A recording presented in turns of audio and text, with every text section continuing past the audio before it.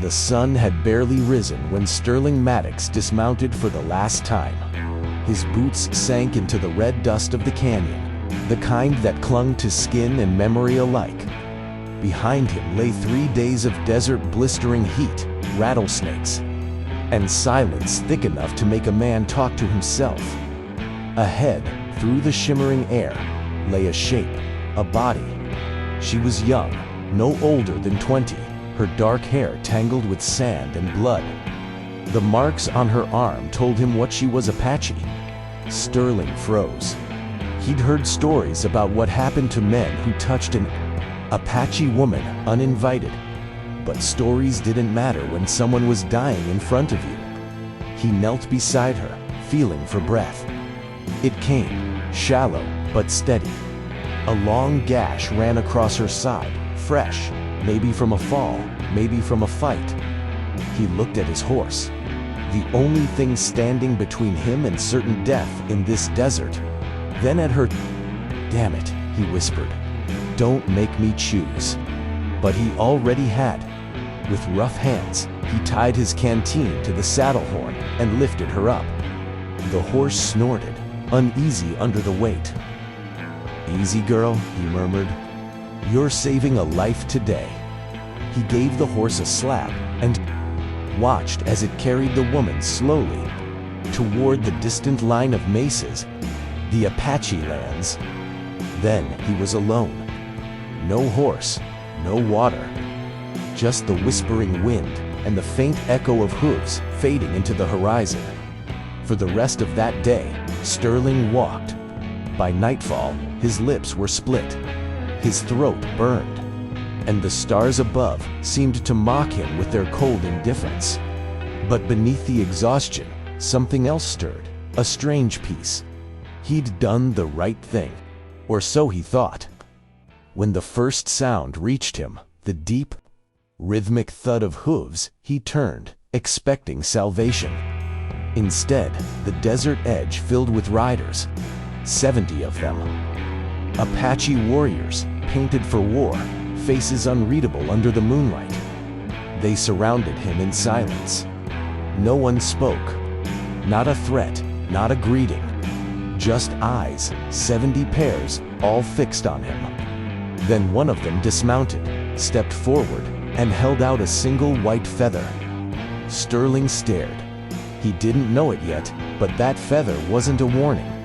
It was an invitation to a trial no white man had ever survived. For what felt like an eternity, no one moved. The desert wind whispered through the canyon, carrying only the low creak of saddle, leather, and the dry rattle of feathers tied to spears. Sterling's pulse roared in his ears. 70 riders stared at him, each one carved in silence, men of a world he barely understood. The one who'd stepped forward, tall, broad, his eyes dark as obsidian, still held out the white feather. Its tip fluttered gently in the wind, glowing faintly under the silver moonlight. Sterling swallowed hard. "I don't want trouble," he said slowly, raising his hands. "The woman, she was hurt. I gave her my horse. That's all." No response. Only the steady breathing of the horses and the distant cry of a coyote. Then the warrior spoke, his voice low, rhythmic and ancient, words flowing like water over stone. Sterling couldn't understand a single one. Another man dismounted, older this time, his hair streaked with gray and bound in braids that reached his chest. His gaze was deep, but not hostile. He took the feather from the younger warrior and stepped closer. When he spoke, it was in broken English, the kind learned through decades, not lessons. "You give, ... horse." Sterling nodded carefully. "Yes, she was dying. I couldn't leave her." The elder's eyes narrowed slightly, then softened. He studied Sterling as though peering into his soul. Finally, he turned and said something in Apache. The circle of riders shifted, not in aggression, but in purpose. 2 of them rode off into the darkness, their silhouettes swallowed by the dunes. The elder remained. He pointed at Sterling's chest with the feather. "You give life," he said. "Now, you stand in circle. You wait." Sterling hesitated. Wait for what? The elder didn't answer. He turned and walked back to his horse, mounting with the grace of a man half his age. The warriors tightened the circle, their torches flickering, throwing long shadows across the sand. For hours, they said nothing. The firelight danced across their painted faces white, and red symbols that looked half like war marks, half like prayers. Sterling's throat burned. His legs trembled, yet something inside him kept him upright. Pride, maybe, or the quiet conviction that he had done the right thing. As the night deepened, one of the younger warriors approached. He carried a clay bowl filled with smoke that curled like ghosts. Without a word, he set it before Sterling's feet. The scent of sage and cedar filled the air. The old man spoke again, his voice a whisper carried by the wind. "Spirit test you now, white man. Horse is life. You give life. But spirit must see truth." Sterling didn't understand the ritual, but he understood the gravity in those eyes. This wasn't a threat, it was a judgment. The warriors began to hum a low, resonant sound that vibrated through the ground and into Sterling's chest. It was beautiful and terrifying all at once. He closed his eyes. The torches flickered in the wind, their flames twisting like restless spirits. Each one was planted in the sand with precision, creating a narrow path that cut through the darkness. Sterling walked carefully, his boots crunching against the grit. Behind him, the warriors remained motionless, 70 statues of judgment. The night was cold now, colder than any desert had the right to be. The silence pressed against his ears until he could hear only the beating of his heart and the faint hiss of the fire. After several minutes, the path widened into a hollow carved by wind and time. There, at its center, stood a figure, small, fragile, but familiar. It was her. She was wrapped in a blanket of woven leather and feathers, her wound bandaged with herbs that gave off a bitter scent. She stood beside a small fire, her dark eyes reflecting both fear and strength. Sterling stopped. "You're alive," he breathed. Ayanna didn't answer. She simply watched him, her expression unreadable. Two older women appeared from the shadows, their faces painted white. One of them held a wooden bowl filled with water. Another carried a carved staff topped with an eagle's feather. One of the women spoke softly in Apache. Ayanna translated, her voice trembling slightly. "They say the spirit of the horse is strong. When you gave your horse to me, you gave part of your life. The tribe must see if your spirit still stands." Sterling frowned. "I didn't do it for some ritual. I just couldn't let you die." Ayanna's gaze flickered, almost softening. "Spirit doesn't care why. It only sees truth." The older woman lifted the bowl toward Sterling. Steam rose from it, carrying the scent of earth and cedar. Ayanna continued, "You drink. If your heart is clean, the dessert will keep you. If not," she didn't finish. Sterling stared at the bowl. The water shimmered in the firelight, but something in it looked wrong, too thick, too dark. He looked at Ayanna. "What happens if I don't drink?" She hesitated. "Then the tribe believes the spirit has already taken you." He let out a dry laugh. "So either I die thirsty or poisoned." Her eyes narrowed. "No, either you prove you are a man of truth, or you prove you are not." For a long moment, no one moved. The desert waited, patient and ancient. Sterling looked up at the stars, 1,000 cold eyes staring back, and took the bowl. The liquid burned like fire down his throat. He coughed, dropping the bowl into the sand. The women began to chant, low and rhythmic, their voices weaving through the night. The world tilted. The fire blurred into ribbons of color, and the ground beneath him began to hum. He stumbled, clutching his head. Images flashed, the horse galloping into the horizon, Ayana's blood on his hands, a white feather drifting through a storm. Then, silence. When he opened his eyes, the fire was gone. The desert was gone. When dawn came, the desert was no longer silent. The sound of drums rolled softly through the valley, deep and steady like the heartbeat of the earth itself. Sterling stirred from the ground where he'd collapsed, his body stiff, his mouth filled with the taste of sand and smoke. The night's visions clung to him, the glowing horse, the whisper that had spoken inside his mind. For a moment, he wondered if he had truly seen it or if he was simply losing himself to exhaustion and fear. When he opened his eyes, he was no longer alone. The Apache warriors stood in a wide half-circle around him.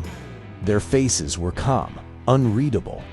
At the center was the elder, the same man who had given him the feather. He sat on horseback, silent as stone, waiting. Ayana approached from behind the line. Her wound was bound cleanly now, her steps slow but steady.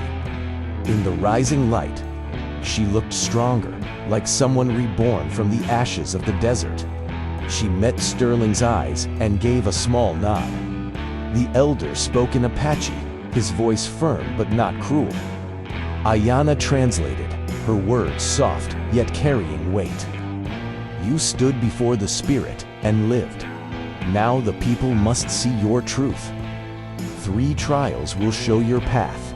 Sterling's throat tightened. Trials? I didn't ask for any of this. Ayana's gaze didn't waver. The spirit asked. You answered when you gave your horse. 2 young warriors stepped forward, each carrying a spear. They drew a circle in the sand around Sterling's feet. Inside the circle, they placed a flat stone, a piece of bone, and a burning coal. Ayana pointed. The first trial is of endurance, body and will. You will carry the fire to the mountain, the bone to the river, and the stone to the spirit tree before the sun sets. Sterling looked toward the horizon. The mountain was miles away. The river, a thin silver line barely visible. The tree, he couldn't even see it. That's impossible, he said. Ayana's face remained calm. Then the spirit will know. The elder raised his hand, and the circle broke. The warriors stepped back, leaving Sterling alone with the 3 objects, fire, bone, stone. He stared at them for a long moment, then at the people watching him. He could feel the weight of their silence pressing down like judgment. Slowly, he picked up the burning coal with a small branch, wrapped the bone in cloth, and placed the stone in his pocket. The desert stretched ahead, endless, merciless, but he began to walk. Each step sank deep into the sand, his boots heavy, sweat already gathering under his collar. Behind him, the tribe watched without a sound. Above, the sun climbed higher, bright and merciless. He didn't know what waited for him beyond the dunes, or what these trials were meant to prove. But one thought followed him with every breath. He had given life once. Now, he had to prove he deserved to keep his own. The sun had turned savage by midday. Heat shimmered off the sand in waves, bending the horizon into liquid gold. Sterling's breath came harsh and shallow. The coal he carried smoked faintly in its small clay dish. Each gust of wind threatened to kill the flame. But somehow, it still lived, just as he did. He had no shade, no water, only the burning weight of the day pressing on his shoulders. His shirt clung to his back, soaked through. The bone wrapped in cloth felt heavier than it should have, and the stone in his pocket thudded with every step. a reminder that every part of this was meant to hurt. He muttered to himself, voice cracked and hoarse. 3 damn things. 3 damn places. What kind of gods test a man this way? The desert didn't answer. Hours passed. His legs shook. His vision blurred. Once, he stumbled and nearly fell face first into the sand, catching himself just before the coal slipped from the dish. The small flame flickered violently, almost dying, then steadied again. He stared at it, sweat dripping from his chin. "You're as stubborn as I am," he whispered. When he finally reached the foot of the mountain, the sun was already sliding west, painting the dunes in bronze. The climb looked impossible, steep, cliffs of red stone rising like the edge of the world. But he didn't stop. Each handhold tore at his palms, the rock cutting through skin and sweat. The coal smoke curled around his face as he climbed, blinding him, stinging his eyes. Halfway up, he slipped, scraping his arm raw against the rock. The dish almost fell, but he caught it, burning his fingers in the process. The pain was sharp, grounding, real. By the time he reached the plateau, the world was tinted orange and crimson. The wind screamed across the ridge. He knelt, his hands trembling, and set the burning coal atop a flat rock. The flame bent sideways, but didn't die. He looked up and froze.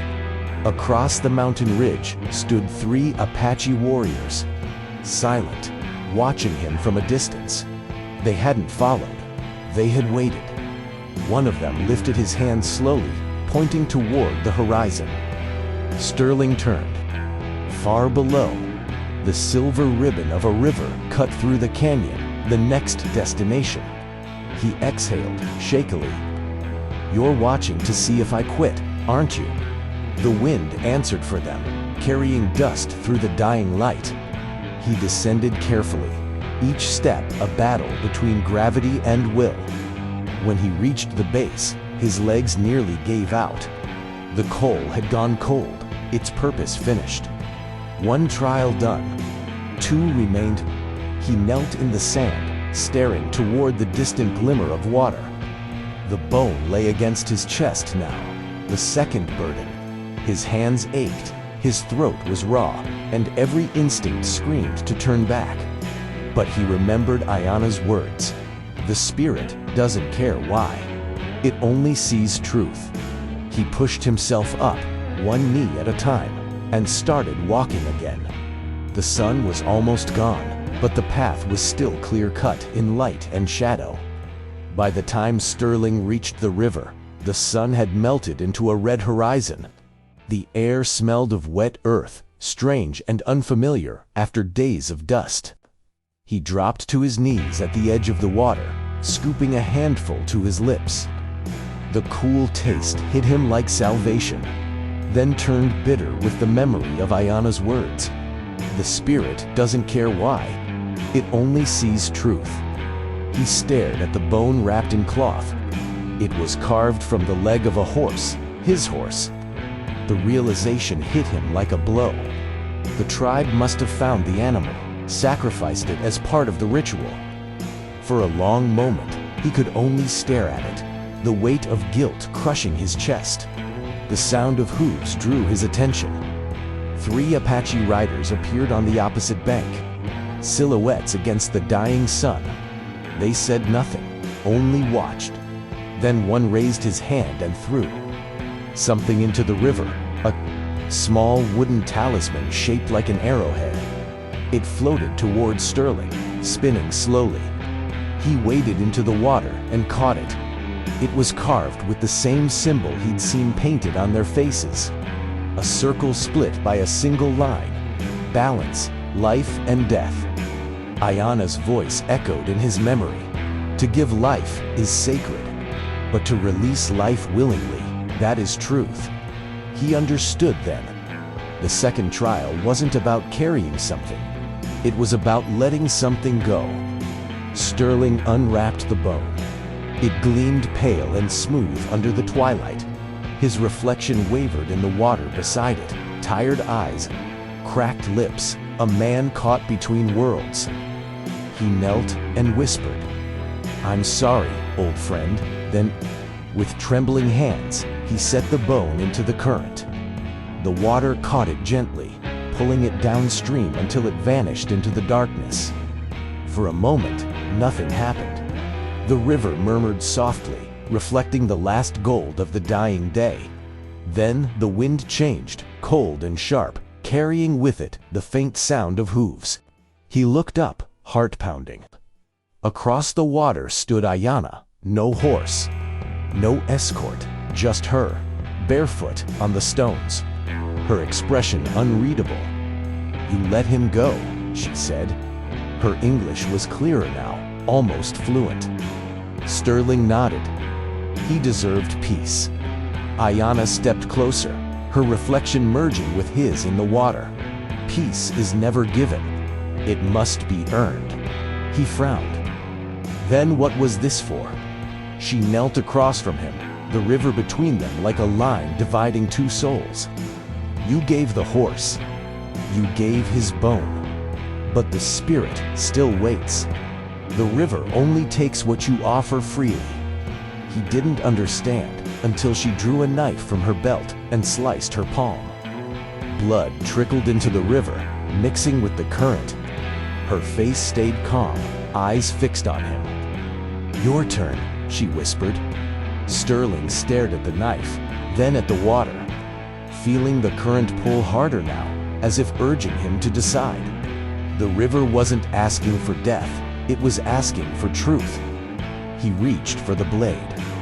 The knife was heavier than it looked. Sterling turned it slowly in his hands, the firelight catching on the blade's edge. Across the water, Ayanna stood motionless, her palm bleeding freely into the river. The red current twisted through the reflection of the moon, turning silver into crimson. "You want me to bleed for your spirits?" he asked hoarsely. Ayanna's gaze didn't waver. "Not for them. For you." Her voice carried easily across the current, calm. Certain, like the river itself. The wind blew cold, sweeping sand into the water. The Apache riders on the ridge above watched in silence, their faces hidden in shadow. Sterling looked down at the blade again. He wasn't afraid of pain. Pain was simple. It had rules. But this was different. He had spent his life believing in his own strength. In survival, in the law of the frontier, you take what you need. You fight to stay alive. Yet here, standing before a river that seemed to breathe, he felt small, smaller than he'd ever been.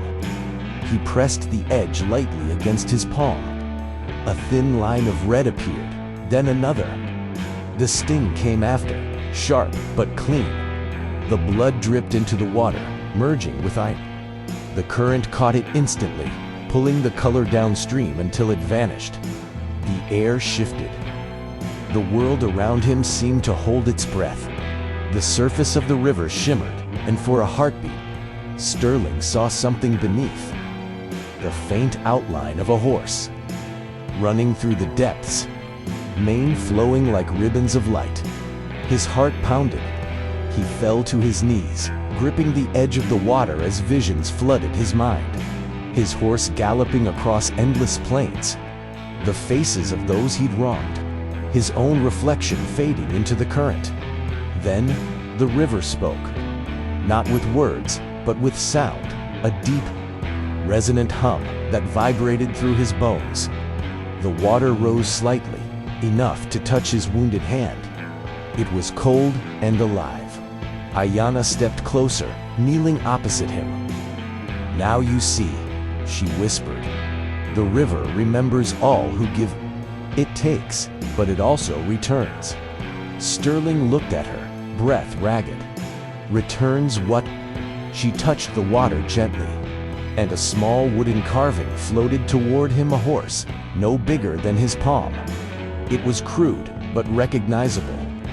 carved from the same wood as the talisman the warriors had thrown earlier. His spirit, she said softly, and yours joined. Sterling held the carving tightly, unsure whether to believe or not. But something inside him shifted, a quiet surrender. The desert wind softened. The tension in his chest eased. For the first time since the ordeal began, he didn't feel like an outsider. Ayanna rose and extended her uninjured hand. The river has spoken. The second trial is done. The night after the river was unnaturally still. No drums, no voices, only the wind whispering through dry reeds. Sterling sat by the dying campfire, staring into the embers as if they could tell him what came next. The wooden horse carving lay in his palm, its surface warm from his touch. Ayanna sat nearby, silent, her face half hidden in shadow. Beyond her, the Apache warriors kept their distance, forming a quiet circle around the fire. Their eyes reflected the glow, watchful, patient. They weren't guarding him anymore. They were waiting. Finally, Ayanna spoke. "The river accepted your truth," she said softly. "Now the tribe must see what you do with it." Sterling frowned.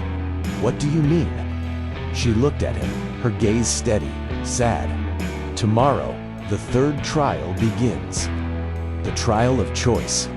You must decide what kind of man you are." Before he could ask, an elder stepped forward. It was Ayanna's grandfather, his face lined with years and wisdom. He held two feathers, one black, one white. "At dawn," he said in a low, resonant voice, "the raiders will come." Sterling's jaw tightened. "Raiders." The elder nodded. "A band from the north. They have hunted our kin for moons. They will find this camp before the sun is high." He paused, then extended the feathers toward Sterling. "You may leave before they arrive, and no one will call you coward. You have already given enough." Or, he let the pause hang heavy. "You can stay and fight with us. Not for blood, but for protection, for family." The meaning settled over Sterling like a storm cloud. His body was still weak from the trials. His hands were raw, his muscles trembling. He could barely stand, let alone fight. And yet, the thought of walking away twisted something deep inside him. Ayanna's voice broke the silence. "The tribe will not ask you again. Whatever you choose, it will define you." He stared into the fire, watching the last embers collapse into ash. The memories came back uninvited. The woman he once failed to save. The friends he'd lost in pointless skirmishes. The blood spilled for coin. He'd spent his life surviving. But survival, he realized, had never meant living. Sterling reached for the feathers. His hand hovered above them, shaking slightly. The black one represented safety, leaving, walking back to the world he knew. The white one meant staying, standing beside the tribe that had tested him, hurt him, yet somehow given him more peace than he'd ever known. He closed his fist around the white feather. Ayanna's breath caught softly. The elder nodded, his expression unreadable. "Then you have chosen the harder road," he said. "At sunrise, your final trial begins." Sterling looked at Ayanna. Her eyes shone faintly in the firelight. Pride, fear, something deeper he couldn't name. He tried to smile, but it came out weary. Dawn crept slowly over the horizon, washing the canyon in a pale, ghostly light. The camp was silent, except for the soft rustle of wind through the tents. Sterling stood with the warriors near the edge of the plateau, the white feather tied around his wrist, fluttering like a small heartbeat. He'd barely slept. The night had been long, filled with restless thoughts. The memory of the river's whisper, the faces of those who had trusted him. Now, as the first shafts of light touched the sand, he felt no fear. only clarity. Ayanna moved among the warriors, checking bows, tightening leather straps, murmuring quiet prayers. When she reached him, she stopped. "You don't have to prove anything," she said. He smiled faintly. "Maybe not to them, but to myself, I do." Before she could answer, a horn echoed from the distance. A sharp, cruel sound. Then came the thunder of hoofs. The raiders appeared from the north, dark shapes slicing through the morning mist. Dozens of them, painted in red and black, their cries piercing the still air. The Apaches tensed, forming a semicircle along the ridge. Spears lifted. Arrows notched. Sterling's pulse steadied. He checked the old rifle they'd given him, a relic, rough but functional. He took a deep breath. The smell of dust and sweat filled his lungs. The first wave hit like a storm. Raiders on horseback charged, shouting, rifles flashing. The ground shook. Sterling fired once, the recoil slamming into his shoulder. One rider fell, another swerved. Chaos erupted, arrows whistled, blades clashed, horses screamed. The air filled with smoke and grit. Sterling moved instinctively, not thinking, just acting, reloading, firing, ducking behind rocks. At one point, he saw Ayanna's grandfather fall, struck by a raider's spear. Without hesitation, Sterling ran forward, covering the elder with his body and dragging him to safety. A bullet tore through his sleeve, grazing his arm. The pain was sharp but distant. He barely felt it. Everything narrowed to sound, breath, gunfire, the drum of hooves. Then he saw Ayanna. 2 raiders had cornered her near the water's edge.